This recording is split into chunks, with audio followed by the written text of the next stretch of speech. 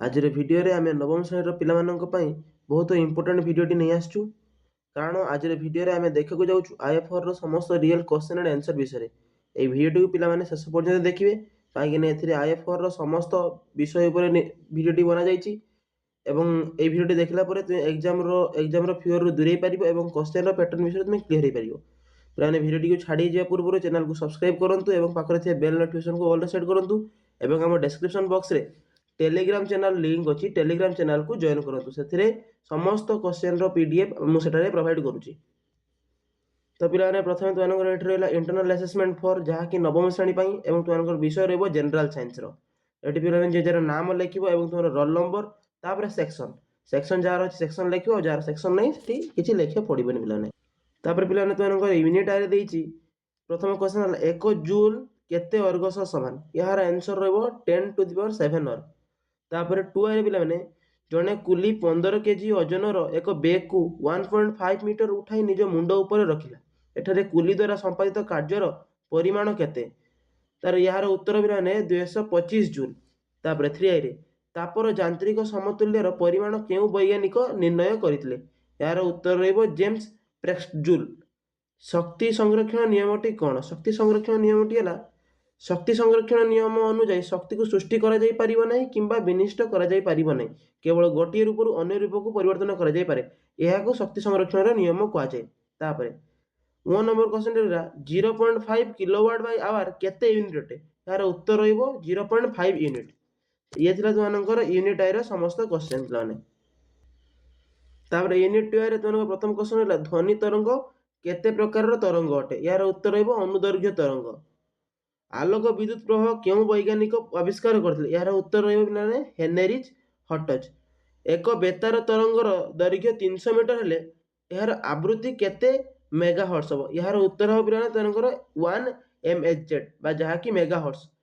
प्रतिध्वनि को स्पष्ट भाव शुणिया पई प्रति फलकर दूरता तुमठारु सर्वदा केते हेबा दरकार यार उत्तर हो 17.2 जहा कि 17.2।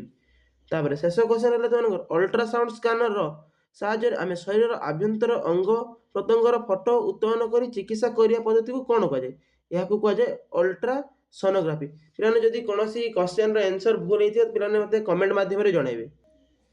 तापर यूनिट 3 रे देछि पृथ्वी पृष्ठ में मधुर जलर परिमाण केते शतांश यार उत्तर प्राय 3% बा 3%। तापर 2 रे देछि मेजोस्फियर वायुमंडल तापमात्रा केते यार उत्तर -90 डिग्री। जल शैवाल मानकर अत्यधिक वृद्धि घटी जल सबुज वर्ण हो जाए यह कौन कहती यह शैवाल ब्लूम बोली कहुए। जादू परी चर्म रोग क्यों अणुजीव द्वारा होता है यार उत्तर हो जीवाणु अणुजीव द्वारा होता है। डेंगू भूताणुर बाहक किए यार उत्तर हो मशा मशा है डेंगू भूताणुर बाहक।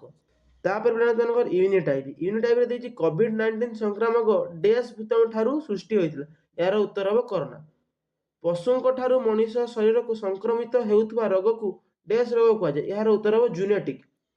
तापर 3 रे देछि शब्दर मात्रा 0 रु डैश डेसिबल मध्य रे हेले एहा श्रुति मधुर यार उत्तर हो 80 डेसिबल। तापर प्रदूषण सूचक डैश उद्भिद होइता यार उत्तर हो लाइकेन। तापर 5 नंबर क्वेश्चन है उद्भिद डैश प्रक्रिया द्वारा वायुमंडल आर्द्रता वृद्धि करे यार उत्तर हो बाष्पीभवन। तापर पिलाने मल्टीपल असेसमेंट क्वेश्चन आसीगला जार यूनिट आई रे क्वेश्चन अछि 1000 हर्ट्ज आवृत्ति विशिष्ट ध्वनि तरंगर दैर्घ्य 50 सेंटीमीटर हेले 500 मीटर दूरता अतिक्रम करिया को केते समय नबो यार उत्तर हो 1 सेकंड पिला माने। तापर तुमनकर क्वेश्चन देछि खरा दिने ध्वनि अधिक वेगरे काहेकि गति करे कारण खरा दिने वायुर तापमात्रा अधिक थिबारु ध्वनिर गतिवेग अधिक होइते तो सेतिपई खरा दिने ध्वनि अधिक वेगरे गति करे। डाक्तर मानक व्यवहार करुवा स्टेथोस्कोप ध्वनि केउ प्रकार केउ गुण प्रयोग करथे यार उत्तर हो पुनर्वृत्ति गुणर।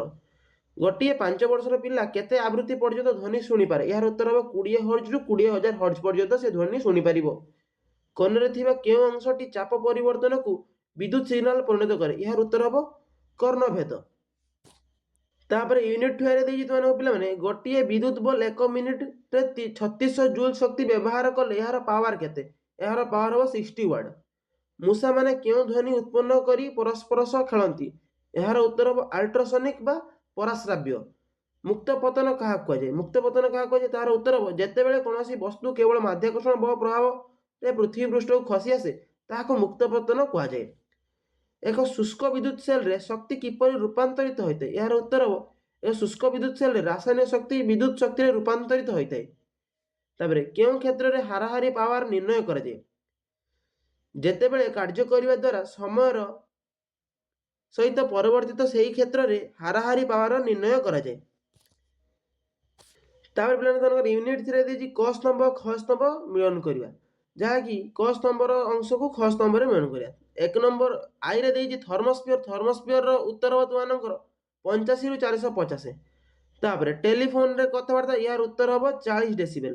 ତାପରେ ଟାଇପ୍ କରିବାର ଏହାର ଉତ୍ତର ରହିବ 70 ଡେସିବେଲ। ତାପରେ ଥାଇମସ୍ ଗ୍ରନ୍ଥି, ଏହାର ଉତ୍ତର ରହିବ ଟି ଲିମ୍ଫୋସାଇଟ୍। ତାପରେ ସ୍ୱାଇନ୍ ଫ୍ଲୁର ରହିବ ପିଲାମାନେ ବି ଲିମ୍ଫୋସାଇଟ୍। ତ ଇଏ ଥିଲା ତୁମମାନଙ୍କର କ ସ୍ତମ୍ଭ ଖ ସ୍ତମ୍ଭ ମିଳନ ପିଲାମାନେ। ତାପରେ ପିଲାମାନେ ୟୁନିଟ୍ ଆଇରେ ଦେଇଛି ଠିକ୍ ଉକ୍ତି ପାଖରେ ଠିକ୍ ଚିହ୍ନ ଏବଂ ଭୁଲ ଉକ୍ତି ପାଖରେ ଭୁଲ ଚିହ୍ନ ଦର୍ଶାଅ। ଆଇରେ ଦେଇଛି ଆଣ୍ଟିଜେନ୍ ଗୁଡ଼ିକ ୱାଇ ଆକାର ହୋଇଥାଏ, ଏହାର ଉତ୍ତର ଭୁଲ, ତ ଏହାର ଭୁଲ ଚିହ୍ନ ମାରିବ ପିଲାମାନେ। ତାପରେ ତୁମମାନଙ୍କୁ ଦେଇଛି ଦରସିଝା ପନିପରିବା ଓ ମାଂସ ଖାଇବା ଦ୍ୱାରା ହେଲମିନ୍ଥିଆସିସ୍ ଶ୍ରେଣୀର ରୋଗଜନକ କୃମି ଦ୍ୱାରା ରୋଗ ସଞ୍ଚରିତ ହୁଏ, ଏହାର ଉତ୍ତର ଠିକ୍। ତାପରେ ମୋଟର ସାଇକେଲରୁ ଉତ୍ପନ୍ନ ଶବ୍ଦ 110 ରୁ 120 ଡେସିବେଲ ରହିବା ଆବଶ୍ୟକ, ଏହାର ଉତ୍ତର ଭୁଲ। ତାପରେ ଆଇଭିରେ ଦେଇଛି ଲୋହିତ ମୃତ୍ତିକାରେ ଥିବା ତମ୍ବା ଅଂଶ ଅଧିକ ହୋଇଥିବାରୁ ତାହାର ରଙ୍ଗ ঈଷତ୍ ଲାଲ ହୋଇଥାଏ, ଏହାର ଉତ୍ତର ମଧ୍ୟ ଭୁଲ।